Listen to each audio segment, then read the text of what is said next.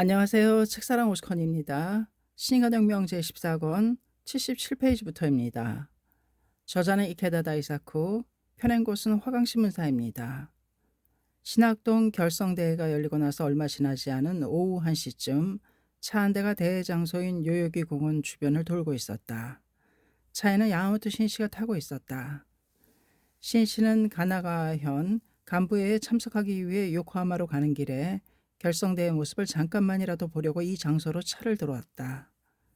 공원에는 미러 닥친 학생들로 꽉 차 있고 각양각색의 깃발이 휘날리고 있었다.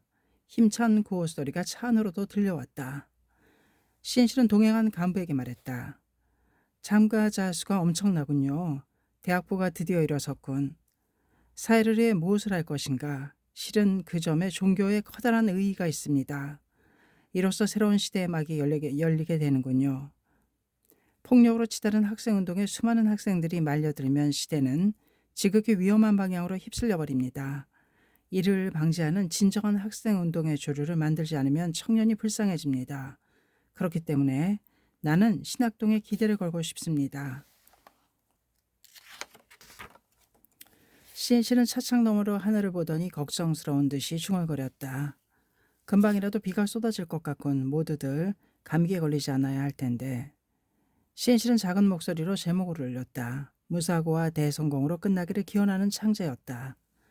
대회 장소인 요요기 공원 주위를 차가 한 바퀴 돌자 시인실은 운전하는 청년에게 한 번 더 돌도록 부탁했다. 천천히 느린 속도로 달리는 차 안에 시인씨가 있는 것을 어느 누구도 알아차리지 못했다. 신학동 결성에 관한 뉴스는 즉시 텔레비전으로 방송되었다. 가나가와 본부에 도착한 신희씨도 그 뉴스를 동행한 간부와 함께 보았다. 모두 의기양양하구나. 대규모 집회가 되었군. 그러고 나서 먼 곳에서 온 학생들의 숙박 장소며 식사비나 교통비는 괜찮은지를 묻는 등 어디까지나 학생들을 염려하는 신씨였다. 그 후에 학생운동은 야마모토 신씨와 대학부 멤버가 걱정했듯이 격렬한 무장투쟁으로 돌입했다. 무기를 빼앗기 위해 파출소를 습격하거나 쇠파이프, 폭탄 등을 사용하는 섹스도 있었으며 군사훈련을 실시하는 파도 있었다. 그리하여 이듬해인 1970년 3월 31일에는 적군파가 북한으로 군사훈련을 받으러 가기 위해 일본 항공기 요도호를 납치하는 사건이 일어났다. 운동한 학생들 간의 내분도 많이 발생했다. 일본 공산단계와 반일본 공산계 학생들의 분쟁은 물론이고 주도권을 둘러싸고 반일본 공산계의 파벌싸움 다툼도 격심해졌다. 또한 의견이나 운동 방침이 달라 섹트는 세분화되어 서로 으르렁거리고 사소한 분쟁이 다반사가 되었다. 보복을 위한 습격도 반복되었다. 이러한 사건이 빈발함에 따라 경찰 당국의 감시와 추적도 더욱 엄해져 과격파 학생들은 정신적으로도 막다른 지경에 몰리게 되었다. 스파이나 배신으로 인한 밀고를 두려워한 나머지 의심이 증폭되어 파내에서 사문하거나 린치를 가하는 사건도 적지 않았다. 폭력으로 치달은 파 중에서 가장 처참한 말로가 연합적군 사건이었다. 연합적군, 학생과 노동자의 과격파가 적군파가 합류한 그룹은 1971년 7월에 결성되었다.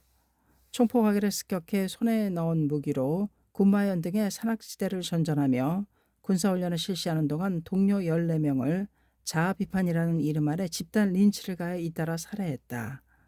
이듬해 2월 경찰이 산소교를 수색해 최고 간부 2명을 비롯해 도망 중인 멤버를 연달아 체포하자 연합적군은 점차 궁지에 몰렸다. 그러나 남은 5명은 2월 19일 나가노현 가로이자와에 있는 악기회사의 요양소인 아시마 산장으로 도망쳐 관리인의 아내를 인질로 잡고 농성을 벌였다. 이후로 열흘 동안 경찰은 총인원 약 3만 5천 명을 동원해 경비하면서 구출 작전을 폈다. 28일 마침내 경찰 측은 강행 돌파를 큰 철구를 기준기로 달아 올려 산장의 벽을 부쉈다. 그리고 총격전 끝에 전원을 체포하고 인질을 구출했다. 그렇지만 이 공방전에서 경찰 측은 2명이 사망하고 12명이 중경상을 입었다. 최고 학부인 대학교에서 공부한 자들이 혁명의 정의를 내걸고 행한 참으로 잔악무도한 사건이었다.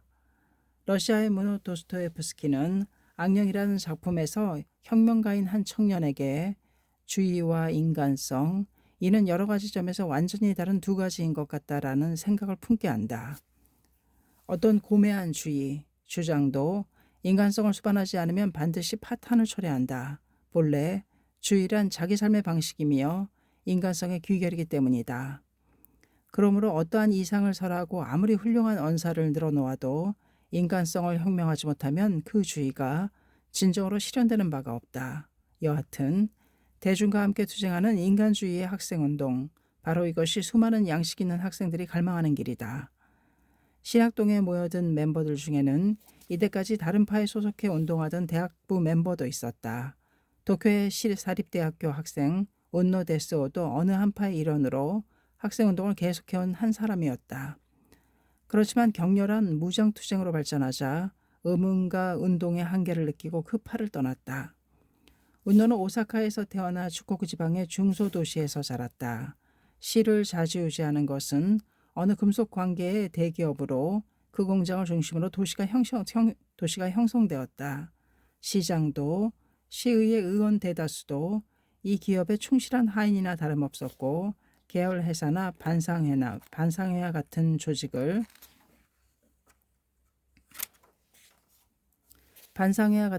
이용해 도시의 지배구조라고 할 만한 것이 만들어져 있었다.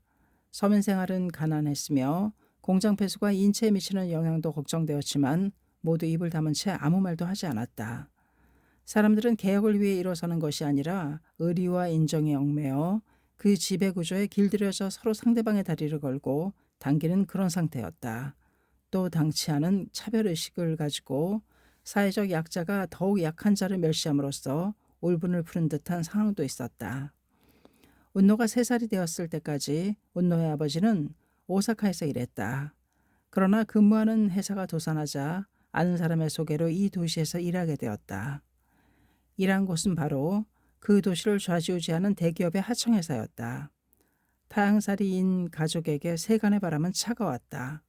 일가족이 학회에 입회한 것은 운노가 초등학교 고학년생인 때였다. 운노도 가족과 함께 입회하고 부모의 권유로 근행을 하게 되었다. 또 학회 좌담회에도 자주 참석했다. 그곳에는 따뜻한 인간의 온정이 있었다. 좌담회에 나가면 마음이 편안해졌다. 경제적으로 결코 넉넉하지 못한 소년기를 보낸 운노는 사회의 불합리나 모순을 피부로 느끼는 경우가 적지 않았다. 고교생이 되자 담임 교사의 영향도 받아서 경제적 불평등이 존재하지 않는다는 사회주의를 동경하게 되었다. 운노는 대학 진학을 희망하여 재수한 끝에 난간을 뚫고 도쿄 사립대학교에 합격했다. 운노 데스오가 학생운동에 참가하게 된 계기는 고등학교 친구와 재회하면서였다. 좋건 나쁘건 친구는 청춘의 가장 강력한 촉발제다. 상경한 후 오랜만에 만난 친구의 변한 모습에 운노는 눈이 휘둥그레졌다. 고교 시절의 온화한 표정은 사라지고 제법 투사인 듯한 모습을 하고 있었다. 이야기는 베트남 전쟁부터 일본의 산업, 정치구조에 이르렀으며 친구는 계급투쟁의 필요성을 강하게 호소했다. 친구가 하는 말은 처음 듣는 이야기로 급진적이었으며 이론도 지극히 치밀했다.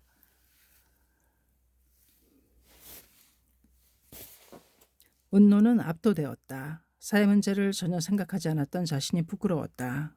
운노도 마르크스주의에 관련된 책을 섭렵했다. 지금까지 보지 못한 새로운 관점을 가진 것 같아 흡족했다. 대학교 입학 후에 운노는 자취방에 본전임을 안시했고 그 지역 학회원과 교내 대학부 멤버의 연락을 받아 몇 번인가 회합에도 참석한 터였다. 그러나 이 무렵 운노의 관심은 신앙보다도 대학교의 민주화 투쟁이나 반전 운동에 있었다. 운노는 친구의 말에 매혹되어 투쟁에 참가했다. 운노는 학회 회합에서 불법으로 인간을 변혁해 사회를 바꾼다는 인간혁명에 관한 이야기도 듣고는 있었다. 그렇지만 그것은 너무나 우원하여 결국에는 현상을 추종하게 되지 않을까 생각하였다. 운노는 국가공무원 시험 준비를 위한 고시학원에 다녔지만 그만두고 말았다. 현실의 모순에 맞서지 않고 입신 출세에 급급해 공부하는 자신의 이기주의를 타파하고 싶었다. 온노는 바리케이트로 봉쇄한 대학교 안에서 묵으며 투쟁했다. 바리케이트 안에서 영양 부족과 수면 부족에 시달려야 했다. 그러나 이론과 실천의 일체화를 느끼며 그때까지의 대학 생활에서는 얻지 못한 충실감이 있었다. 또 연속된 긴장감으로 동료와 연대감도 단단해졌다. 이런 관계 속에서 운노는 어느 파의 일원이 되었다. 학생운동에 빠져들어감에 따라 운노는 학회 자담에서 듣고 감동을 받은 공동체험담에 대한 사고방식도 바뀌었다. 경제고를 극복했다. 병을 극복했다. 회사에서 쌓은 실적이 인정을 받았다는 등의 체험은 이기주의적이며 소시민적인 것이라고 생각했다. 또 그것은 모순으로 가득 찬 현재의 사회 체제를 긍정하고 이에 가담하는 것이라고 생각했다. 하지만 간혹 빨래하며 자취방에 돌아가면 불단 앞에 앉아 근행 상제를 하는 경우도 있었다. 운노는 시위에 참가해 경찰 기동대와 충돌해서 경찰봉으로 호되게 얻어맞은 적이 있었다. 신심을 거의 그만둔 상태였기 때문에 혹시 벌이 아닐까라는 느낌이 들어 몹시 불안했다. 운노는 시위에 나가도 무사할 수 있도록 본전님께 기원하고 아무렇지도 않은 듯한 얼굴로 바리케이트가 있는 곳으로 돌아갔다. 바로 여기에 미묘한 인간의 마음이 있다. 그렇기 때문에 불련을 맺는 일이 중요하다. 점거한 학교 건물에서 지내는 학생들은 생활이 점차 문란해져서 부패와 타락을 느끼게 하는 광경이 눈에 띄었다. 술잔치도 자주 벌어졌다. 대학 법인이 통과되자 대학교 측은 경찰을 투입시켰다.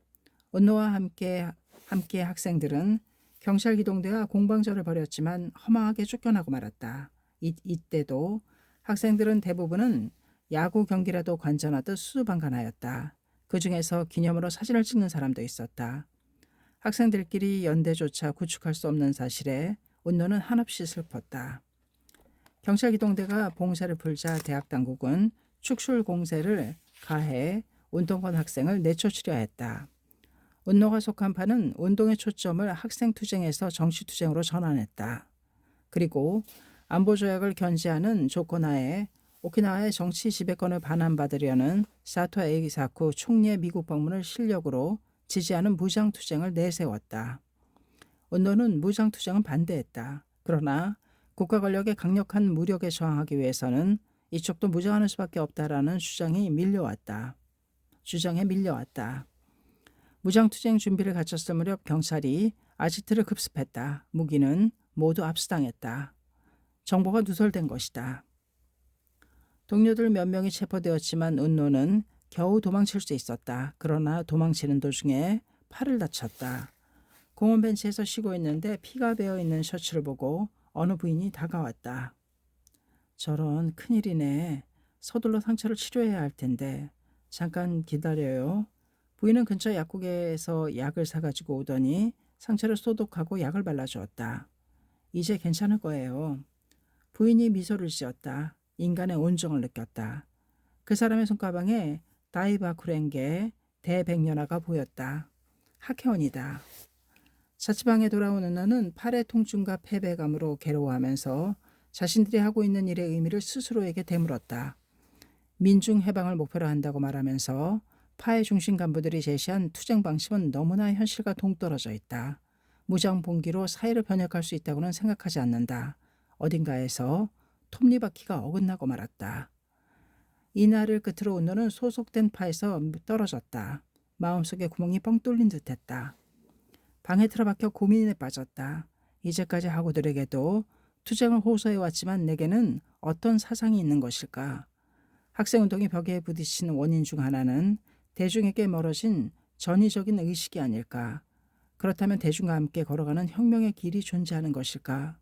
도대체 혁명이란 인간이란 무엇인가? 정권을 타도하고 정치와 경제 체계를 바꾸면 참으로 이상사회가 실현되는 것일까?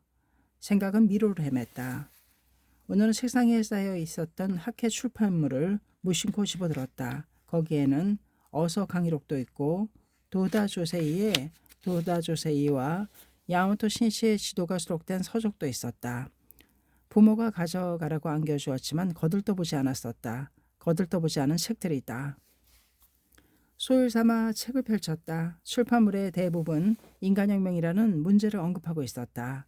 인간혁명이라는 말은 일본이 제2차 세계대전에서 패하고 그 2년 후인 1947년 가을에 거행된 도쿄대학교 졸업식에서 남바라 시게루 총장이 그 필요성을 말해 사회의 주목을 끌었다. 이때 총장은 시대는 정치혁명, 사회혁명, 특히 제2산업혁명의 때를 맞이하고 있는데 이 혁명은 인간을 위한 것이어야 하고 인간에게 봉사하는 것이어야 한다고 말했다. 그리고 인간에게 봉사하기 위해서는 인간 그 자체의 혁명, 즉 인간혁명을 일으켜야 한다고 강조했다. 또한 이는 도덕적이고 종교적인 정신혁명 그리고 문화혁명이며 이것 없이는 민주적 정치혁명도 사회적 경제적 혁명도 공허하여 결국 실패로 끝날 것이다 라고 지적했다. 참으로 예리한 통찰이었다. 도다 조세이는 남바라 총장이 인간혁명이 중요하다고 말하는 사실을 알고 기쁨을 감추지 못했다. 그것이 바로 학회재건을 제시한 도다가 법화경이나 어서 강의 때 계속해서 호소한 것이었기 때문이다. 인간의 행복도 사회 번영도 세계 평화도 근본인 인간 변혁에서 시작된다는 것이 그와 초대장 마키구치 시네사부로가 내린 사색의 결론이었다. 더욱이 도다는 전쟁 중에 옥중에서 법화경을 몸으로 읽으며 고뇌를 거듭한 끝에 불법은 생명을 변혁할 방도를 설에 밝힌 대법리임을 오달한다. 그리하여 불법에 의한 생명 변혁이 있어야 비로소 인간혁명이 이루어진다는 것을 강하게 확신하며 광선유포를 위해 홀로 일어설 결의를 굳히고 추록했다. 원래 마키구치가 교육 개조를 추진한 까닭도 사회를 개혁하기 위해서는 교육으로 인간 자신을 만드는 길 외에 다른 길은 없다는 신념에서였다. 마키구치는 창가교육회를 창립한 1930년 11월 교육 잡지 환경에 창가교육학 서론이라는 제목으로 다음과 같이 기술하였다. 세상은 정치, 경제, 예술 등 각 분야를 통해 근본적인 개혁과 진전을 교육의 힘에 기대하려 한다. 사회적 모순과 갈등을 해결하는 것은 근본적인 인간성 개조의 문제며 인간성 개조에 종국적인 역할을 하는 것은 결국 교육이 담당해야 할 것이라고 본다. 마키구치는 그 후에는 1935년 12월에 사회개혁에 대해 언급하며 결국 종교혁명으로 마음의 근본부터 다지고 고쳐 세우지 않으면 일체 인사, 인간사에 일어나는 모든 일의 혼란은 영구히 다스리지 못할 것이다 라고 기술했다. 사회개혁을 위해서는 니치렌 성인의 불법으로 인간의 마음을 근본부터 바로 세우는 것, 즉 표현만 다를 뿐 인간혁명밖에 없다는 것이 창가 아버지 마키구치의 일관된 생각이었다. 남바라 시게루 총장의 주장은 마키구치와 도다라는 창가의 사제가 호소하고 관철한 사상에 공명했다. 또 도다 조세이는 그 인간혁명을 실현하기 위해서는 불법에 의하는 길 외에 다른 길은 없다는 것을 총장에게 강력히 호소하고 싶었다. 원래 불법은 인간의 내면을 바꿈으로써 세계를 바꾸어 간다는 천리다. 니치렌 대성님께서는 이렇게 말씀하셨다. 중생의 마음이 더러워지면 토도 더러워지고 마음이 깨끗해지면 토도 청정하다고 해서 정토라 하고 예토라 함도 토의 돌의 차이가 없으며 어서 384쪽 토는 자신이 사는 사회와 자연환경이다. 그것이 깨끗한지 더러운지 그 근본 원인은 인간의 마음이 청정한지 더러운지에 따른 것으로 환경 그 자체는 원래 정토나 예토라고 하는 차이가 없다는 말씀이다. 즉 사회 변혁의 요체는 인간 자신의 일념 혁명에 있다는 신함이라 하겠다. 운노 데스오는 인간혁명이라는 말을 학회 해압 등에서 자주 들었지만 그 내용에 파고 들어가 고찰한 적은 없었다. 그러나 학회 출판부를 읽으면서 그 깊이에 놀랐다. 불법이 설하는 일념 삼천, 의정부리 등의 법리도 생명이란 무엇인가를 설에 밝혀서 인간혁명의 원리를 제시했다는 사실을 비로소 이해할 수 있었기 때문이다. 또 운동은 운동에 참가하면서 인간 그 자체가 이기주의고 무자비라면 혁명은 성공해도 사회는 결코 좋아질 리 없다는 생각을 강하게 했다. 그런 만큼 지금 인간혁명의 필요성을 통감했다. 불법은 말한다. 자기 내면의 탐, 욕심부림, 진, 노여움, 치, 어리석음의 삼독이라는 번뇌가 인간을 불행하게 하는 근본 원인이다. 그리고 이를 타파하는 대우주 근원의 힘이자 존귀하게 그지없는 생명이 부처다. 불법은 그 부처의 생명을 만인에 갖추고 있다고 가르친다. 부처의 생명이란 요약해 말하면 최고의 자비, 최고의 지혜의 작용이며 모든 생활활동의 원천이다. 이 부처의 생명을 용연하는 것이 고뇌와 욕망 등에 지배되어 농락당하는 자신을 극복해 본래의 자기를 확립하는 원동력이 된다. 자기 마음속에 부처를 용연해 부처의 경애를 확립하는 것이 일생성불, 즉 절대적 행복 경애를 향한 길이며 인간혁명의 궁극적인 목적이다. 그럼 어떤 방법으로 이것이 가능한가? 니치렌 대성인께서는 말법의 일체 중생을 위해 대우주 근원의 법인 부처의 대생명을 본전님으로 도원하셨다.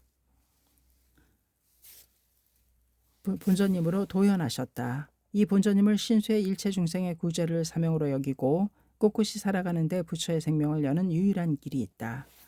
운노데스오는 학회 출판물을 며칠째 계속해서 숙독했다. 앞이 꽉 막히던 정신적인 캄캄한 밤에 빛이 비치는 듯했다.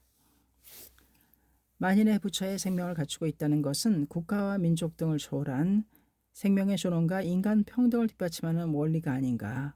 또 불법의 법리를 기본으로 한 생명 변혁, 경의 변혁은 도덕과 자기 개발, 그리고 의식 개혁이라는 차원보다 훨씬 깊고 치밀했다. 이것이다. 내가 구어든 사상이 이렇게 가까이에 있었어. 운노는 소리 높여 외치고 싶은 충동에 사로잡혔다. 이 무렵 그 지역의 학회원이 찾아왔다. 오랜만에 얼굴을 내민 학회의 해합은 밝고 명랑함으로 가득 차 있었다. 모두가 잘 들어왔어요 라며 따뜻하게 맞아주었다. 운노는 자진해서 학회 활동에 힘썼다. 그러한 속에서 운노는 감동적이라고 할 수 있는 몇 개를 발견했다. 우선 운노는 아직껏 들어본 적이 없는 대중운동의 크나큰 조류가 학회에만 있다는 사실을 깨달았다. 학회는 직업도 연령도 사회적으로도 다른 사람들이 광선유포라는 새로운 세계의 평화와 인류의 행복을 실현하기 위해 밤낮으로 열심히 힘써 활동하고 있다. 자영업 사장이 있는가 하면 대기업 임원도 있다. 공장 노동자가 있는가 하면 상점에서 일하는 사람도, 전업주부도, 학생도 있다. 이들이 서로 대립하는 것이 아니라 서로 목적을 향해 사이좋게 단결해 전진하고 있다. 거기에는 전의와 대중 사이에 괴리감이 없었다. 굳이 말하자면 가장 보수적이고 타인에게 의존하며 추종하기 위한 부인부가 학회에서는 대개 전의 역할을 맡았다. 운노는 부인부가 전체를 촉발시켜 견인차 역할을 하는 사실에 놀랐다. 또 학회 운동은 생활인에 입각한 늘 개인적인 구체적인 고뇌를 똑바로 직시하는 데서 출발하고 있었다. 이제까지 운노는 사회적인 성공이나 건강을 원하고 이것을 성취했다는 체험을 이기주의적이라고 생각했다. 그러나 그 소망이 광선유포라는 혁명의 활력소가 되어 거기에 민중운동의 확대가 있다는 점을 알았다. 운노는 혁명가로 살아가는 것과 자기 행복은 상반된 것이라고 생각했던 터였다. 그러나 자타 함께 행복을 구축하는 것이 불법 본연의 모습이라고 했다. 이 학회원은 자주 번뇌즉볼이라는 말을 했다. 불법은 번뇌, 다시 말해 욕망 등을 부정하는 것이 아니라 신앙에 힘쓰고 광선유포라는 목표를 위해 꿋꿋이 살아가는 가운데 그것이 보리, 즉 인간 완성을 위한 원동력이 된다고 한다. 사실 날마다 학회원이 많은 공덕의 체험을 쌓으면서 희망과 기쁨에 넘쳐 벗을 위해 사회를 위해 동분서주하는 모습이 그것을 말해주었다. 요컨대 창가학회 운동에는 개인이 행복의 추구와 혁명의 이상이 지구가 자전하면서 공전하듯이 아무런 모순도 없이 공전에 연동하고 있다. 그리고 동지가 말하는 체험담에는 바로 인간혁명의 실증이 있었다. 해압에서는 인간을 불신하게 되고 일할 의욕도 없어져 주로 집에만 틀어막혀 있던 청년이 입회한 후에는 삶의 보람과 용기를 가지고 적극적으로 일에 힘쓰게 되었다는 보고도 있었다. 또 인간관계의 갈등에서 헤어나지 못해 신심을 시작했더니 자신이 너무나도 자기중심적이었음을 통감하고 그런 자신을 바꾸고자 창제를 거듭하면서 타인에게 배려하는 마음을 갖게 되었다는 부인부의 체험담 발표도 있었다. 그 하나하나가 민중의 자립과 소생의 드라마로 온노를 크게 감동시켰다. 더구나 그렇게 일어선 서민 자신들이 바로 사회건설의 주체자라는 깊고도 강한 자각을 가지고 벗의 행복과 지역의 번영, 더 나아가 국가와 세계의 평화를 염원하며 진지하게 행동하고 있다. 그 원동력은 바로 자신들의 광선유포를 성취하기 위해 태어난 지용의 보살이라는 강한 종교적 사명감이라는 사실을 운노는 알게 되었다. 광선유포, 즉 사람들의 행복을 실현하기 위해서는 불법이라는 생명존엄과 자비의 진리를 전함과 동시에 스스로 그 가르침을 실천하고 몸으로 실현해야 한다.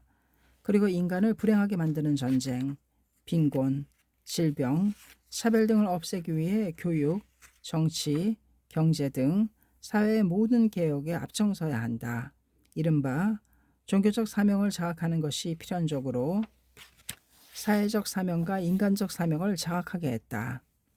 인도 독립운동의 지도자 간디는 말했다.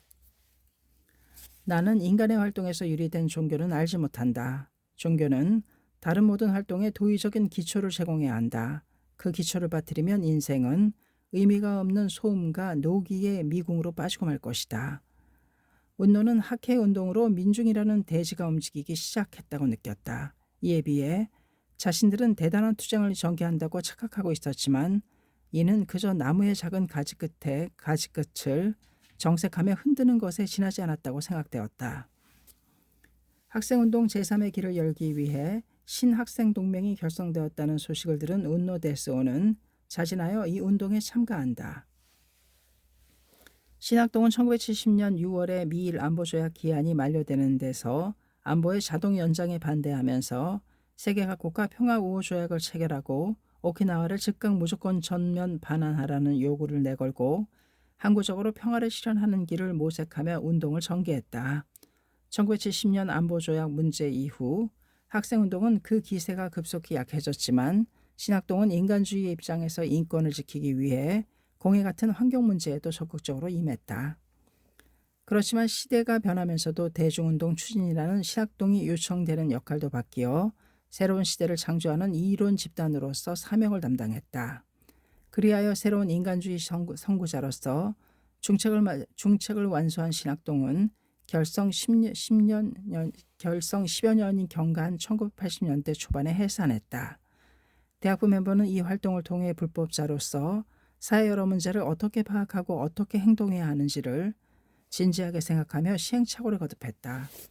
이윽고 학회청년부는 난민구호운동과 반전출판 등 평화운동을 광범위하게 전개하는데 그 추진력이 된 사람들은 신학동에 몸담으며 야마토 신시의 훈도를 받아온 청년들이었다. 이른바 신학동은 학회가 평화교육문화운동을 본격적으로 추진하는 선구적인 시험이 되었다. 대성이께서는 그대의 모름지기 일신의 안도를 생각한다면 우선 사표의 정리를 기도해야 하느니라. 어서 32쪽. 자신이 행복하기를 바란다면 먼저 사회 번영과 평화를 기원해야 한다는 지남이시다. 불법적 사회이기 때문에 불법자는 자신이 이룩한 인간혁명의 빛을 가지고 사회를 비추며 시대 건설을 위해 끊임없이 땀을 흘려야 한다.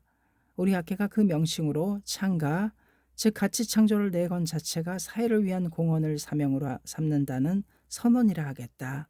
또 거기에 학회가 인류사의 한 획을 긋는 인간 종교인 까닭이 있다. 신간혁명 제14권 98페이지까지였습니다. 감사합니다. 책사랑 오죽헌이었습니다.